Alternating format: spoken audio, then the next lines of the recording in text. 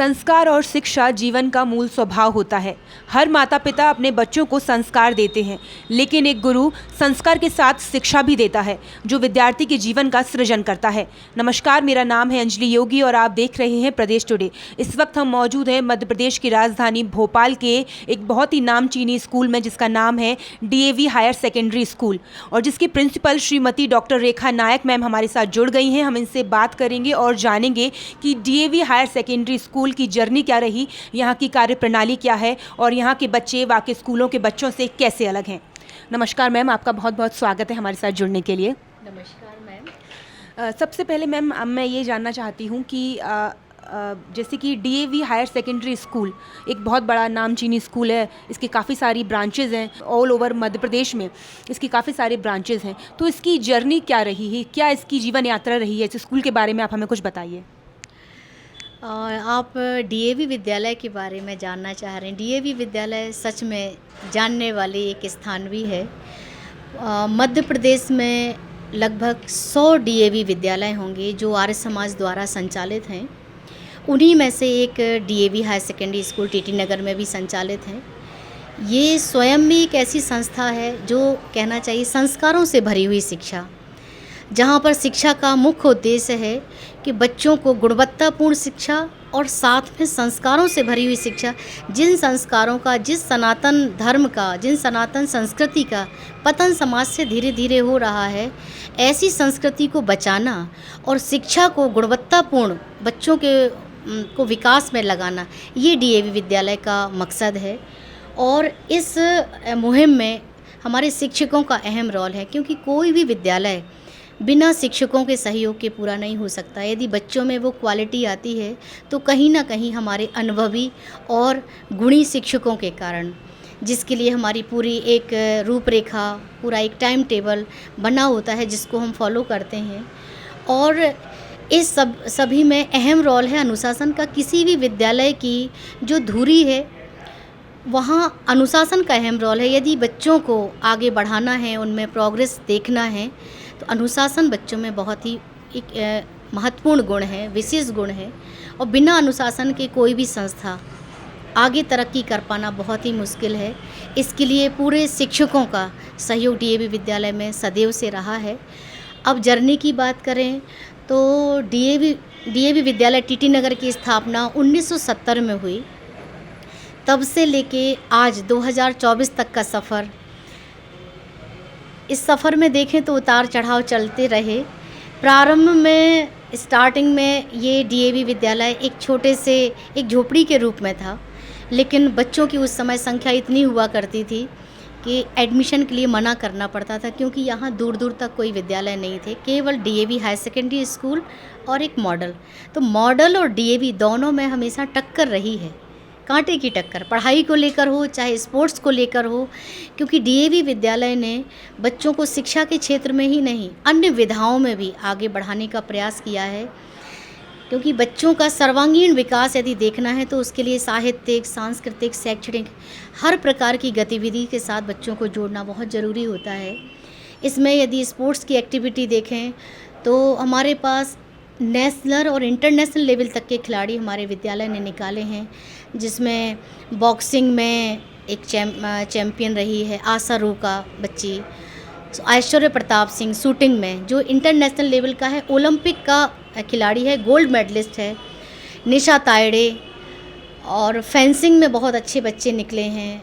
Boxing में एक और बच्चा था रॉयजन फ्रांसिस, जो सीबीएसई स्कूल से आया, लेकिन जितना सपोर्ट हमारे डीएवी विद्यालय ने उसको किया आगे बढ़ाने में, वो उसका स्वयं का कहना था कि इतना सपोर्ट मैडम मुझे पुराने स्कूल में नहीं मिला जितना मुझे डीएवी ने सपोर्ट किया। चिंकी यादव, ये ओलंपिक तक पहुंचने वाली स्टूडेंट हमारी। ऐसे एक से एक विद्यार्थी, खेल में भी बच्चे निकले हैं, पढ़ाई में भी निकले हैं। ऐसे बच्चे आज उच्च पदों पर हमारे बैठे हुए हैं, जो सभी का एक ख्वाब होता है। तो शिक्षा प्रणाली हमारी बहुत आगे तक काम कर रही है और आगे भी हम लोग समाज में ऐसे काम करते रहेंगे। जी। मैम, आपने कहीं न कहीं बच्चों को धार्मिक संस्कृति से जोड़ने की बात कही है। भारतीय संस्कृति को बहुत प्रोत्साहित ये स्कूल करता है।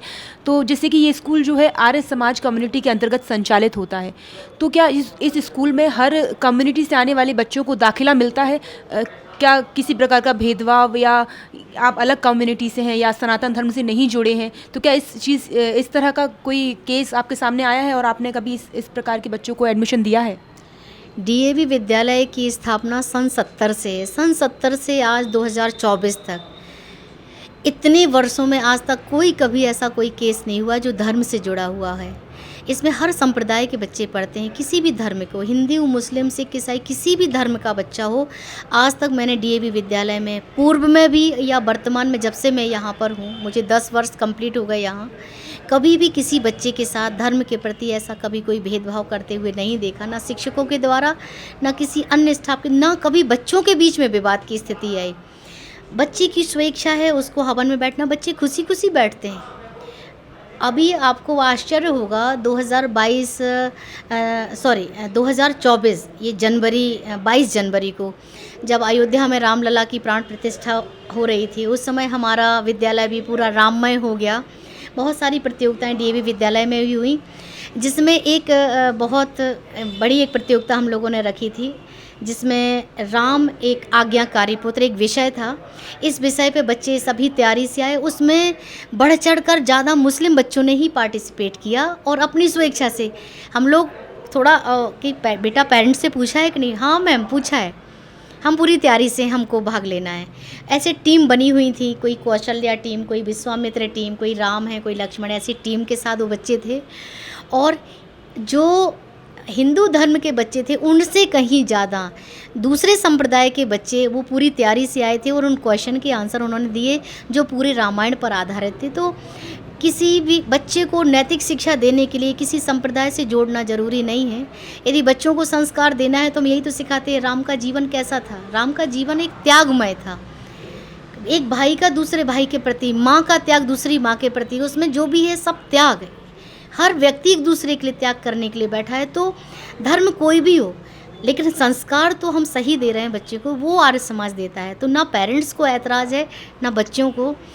आपको ये जानकर आश्चर्य होगा कि ऐसे ऐसे काम डीएवी विद्यालय ने किए हैं बच्चों के लिए कि मुस्लिम महिलाएं, जब बच्चों की जो माँ आती हैं तो टीचर्स के और हम लोगों के पैर छूते हुए आती हैं कि मैम, जो इस विद्यालय में हमारे बच्चों को मिला, जो संस्कार, जो पढ़ाई, जो अपनापन, वो मैंने किसी भी विद्यालय में नहीं देखा। और जब तक 12th नहीं हो जाता मैं अपने बच्चों को यहाँ से नहीं निकालूंगी। और भी बच्चों को मैं यहाँ लाने के लिए कोशिश करूँगी कि और बच्चे भी यहाँ पर आएँ। ये कहना होता है मुस्लिम महिलाओं का। तो हमारी तो ये बहुत बड़ी एक जीत है। और भेदभाव का तो दूर दूर तक सवाल ही नहीं, क्योंकि ये महर्षि दयानंद सरस्वती जी के सिद्धांतों पर चलने वाली संस्था है। तो उनका तो सिद्धांत ही था, अमीर गरीब, छुआछूत, ऊंच नीच, जाति संप्रदाय कुछ भी नहीं है, सभी एक ईश्वर की संतान हैं। और इसी एक सूत्र पर हम काम करते हैं और हमारा विद्यालय सफल भी है इसमें। बहुत ज़रूरी होता है मैम विद्यार्थी के लिए कि वो ना केवल मानसिक तौर पर, शारीरिक तौर पर और बौद्धिक रूप से भी आगे बढ़े। तो डीएवी हायर सेकेंडरी विद्यालय जो है, किस प्रकार की खेलों का आयोजन हम कह सकते हैं, या किस प्रकार के कार्यक्रमों का आयोजन बच्चों के लिए करता है ताकि उनका हर क्षेत्र में चहुमुखी विकास हो सके? डीएवी विद्यालय में बच्चों का चहुमुखी विकास, सर्वांगीण विकास के लिए महत्वपूर्ण है कि बच्चों के बीच में केवल शिक्षा का स्तर ठीक करना ही हमारा उद्देश्य नहीं, बच्चों के बीच में उनका साहित्यिक स्तर, बौद्धिक स्तर और उनका खेल संबंधी, मतलब कोई भी ऐसा कोना ना अछूता रह जाए जहाँ पर हमारा ध्यान ना जाए। इन सभी विधाओं को ध्यान में रखते हुए विद्यालय में जुलाई माह से लेके फरवरी तक बराबर कोई ना कोई गतिविधियां होती रहती हैं, जिससे इन बच्चों के अंदर जो प्रतिभाएं छुपी रहती हैं वो निखर के बाहर आती हैं। इनमें से कोई बच्चा बहुत अच्छा एक खिलाड़ी होता है, कोई बहुत अच्छा वक्ता होता है, कोई बहुत अच्छा डिबेट कर लेता है, कोई स्टूडेंट बहुत अच्छा लेखन का कार्य करता है, बहुत अच्छा कोई चित्रकार होता है। तो इन सभी विधाओं का ध्यान रखते हुए हमारे विद्यालय में सांस्कृतिक जो गतिविधियां हैं, सांस्कृतिक कार्यक्रम होते हैं, स्पोर्ट्स की एक्टिविटी, इको क्लब के अंतर्गत जो स्पोर्ट्स की एक्टिविटी हैं वो होती हैं, साइंस और कॉमर्स की जो एग्जीबिशन है, बड़े बड़े मॉडल बच्चे बनाते हैं जो हमारे नेशनल लेवल तक आगे बढ़ते हैं। बच्चे पूरा शिक्षकों के सहयोग से बच्चे बहुत अच्छे मॉडल बनाते हैं। और इसके साथ साथ खेल की विधाओं में भी हम आपको इसके पहले भी बता चुके हैं। ऐश्वर्य प्रताप सिंह शूटिंग में, चिंकी यादव शूटिंग में, निशा तायड़े और शिवानी नामदेव उसमें आपका जिम्नास्टिक, एक से बढ़कर एक खिलाड़ी, नेशनल नहीं इंटरनेशनल लेवल के खिलाड़ी ऐसे निकाले हैं जिन्होंने डीएवी विद्यालय का नहीं पूरे विश्व में अपने भारत का पताका फहराया है। और आज इतने बड़े मुकाम तक हमारे बच्चे पहुंच गए हैं और डीएवी का नाम रोशन कर रहे हैं। तो ये हमारे लिए एक बहुत बड़ी एक जीत है और इस जीत में हमारे शिक्षकों का अहम रोल है, क्योंकि इन बच्चों को आगे बढ़ाना, मोटिवेट करना, सिखाना, इनकी में अंदर वो क्वालिटी जो है उस क्वालिटी को और विकसित करना और बढ़ाना, प्रोग्रेस कराना, ये सब हमारे शिक्षकों के हाथ में। और हमारे शिक्षक बढ़ चढ़ कर इस दिशा में काम करते हैं और हमारे बच्चे सक्सेस होते हैं। कोशिश रहती है कहीं पर कोई भी बच्चा ऐसा न छूट जाए जिसके साथ हम मेहनत ना कर पाएँ। जिस बच्चे में जो क्वालिटी है, जो प्रतिभा है, उसको आगे बढ़ाने के लिए हमारा टीचर 100% देता है और उतनी ही बदले में हमारे बच्चे भी मेहनत करते हैं। मैम, डीएवी हायर सेकेंडरी विद्यालय में एडमिशन की क्या प्रोसेस है? बच्चा कैसे इसमें दाखिला पा सकता है? एडमिशन के लिए डीएवी विद्यालय में ऐसा है कि किसी भी कैटेगरी का बच्चा हो, एडमिशन वो ले सकता है। फ़ीस स्ट्रक्चर बहुत ज़्यादा इतना हाई फाई नहीं है कि मध्यम वर्गीय परिवार इसको अफोर्ड ना कर पाए। फ़ीस स्ट्रक्चर इस तरीके से बनाया गया हो कि किसी भी कैटेगरी का, किसी भी परिवार से बच्चा है, उस फ़ीस को वो भर सकता है और एडमिशन ले सकता है। और दूसरी चीज़ ये कि एक परिवार से, एक माता पिता के यदि 2 बच्चे हैं या 3 बच्चे हैं तो एक बच्चे की फुल फ़ीस होती है और 2 जो छोटे बच्चे हैं उनका 25% फ़ीस में उनको कंसेशन मिलता है। जब तक वो बच्चा पढ़ेगा तब तक उसको कंसेशन रहेगा। तीसरा ये कि यदि कोई बच्चा निर्धन परिवार से है, स्पेशली कोई बच्ची है, क्योंकि बालिका शिक्षा प्रधान है, महर्षि दयानंद सरस्वती जी का जो सिद्धांत है कि कोई भी बालिका, कन्या शिक्षा पर उन्होंने विशेष जोर दिया है, तो उसी सिद्धांत पे चलने वाला विद्यालय है कि समाज में आसपास कोई भी ऐसी बच्ची, कोई भी कन्या ऐसी ना रह जाए जो शिक्षित ना हो पाए। तो ये हमारी मुहिम रही है कि कोई भी बच्ची यदि पैसों का अभाव है, निर्धन है, गरीब परिवार से है, तो उसको निःशुल्क हम पूरा 12th तक निःशुल्क शिक्षा प्रदान करते हैं। और इसके साथ ही यदि किसी बच्चे के पेरेंट्स नहीं हैं, कोविड के दौरान यदि माता पिता नहीं है, कमाने वाला घर में कोई मुखिया नहीं है, तो उसको कॉलेज लेवल तक की शिक्षा, कॉलेज तक, स्कूल तो पढ़ाते ही है, कॉलेज तक की शिक्षा उसकी निःशुल्क है विद्यालय में। इसके साथ साथ बच्चे को स्टेशनरी देना, यूनिफॉर्म देना और सीज़न आने पर उसको स्वेटर देना, उसकी हर वो ज़रूरत पूरी करना जो शिक्षा से जुड़ी हुई है कि किसी भी कारण से वो बच्चा पढ़ाई छोड़कर घर ना बैठे। कोविड के दौरान आपको जानकर आश्चर्य होगा, ऐसे 50% से ज़्यादा बच्चे थे जिनकी फ़ीस हमारे पास नहीं आई और कई विद्यालय ऐसे थे जिन्होंने ऑनलाइन क्लास से अपने अपने बच्चों को हटाया था फ़ीस के कारण।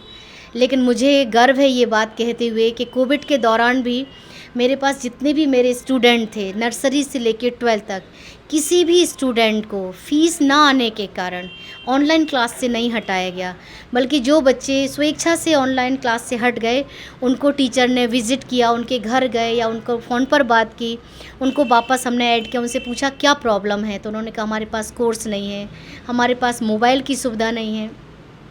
तो उनके किसी पड़ोसी का नंबर या ऐसी अन्य कोई सुविधा जिससे उस पास वो क्लास उनको प्रोवाइड हो सके, ये हमने कोशिश की कि हर बच्चे को शिक्षा उस समय मिले।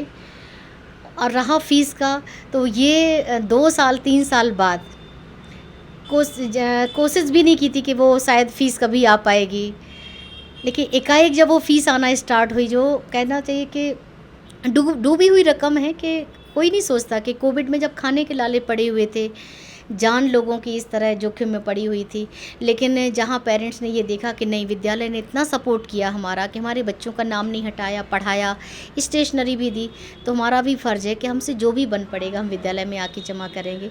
तो उनकी फ़ीस 3 साल बाद फिर आना स्टार्ट हुई, तो ये हमारे लिए तो बड़ी चौंकाने वाली बात थी।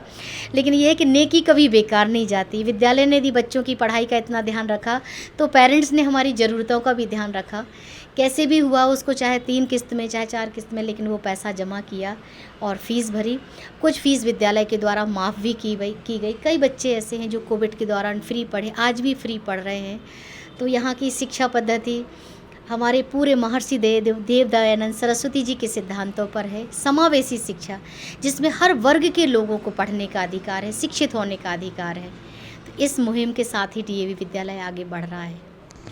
मैम, डीएवी विद्यालय की आगे के भविष्य के योजनाएं क्या है? वो क्या कुछ नया कर सकता है या ऐसा कोई फ्यूचर प्लान आप हमें बताएं कि क्या कुछ नया कर रहा है डीएवी विद्यालय?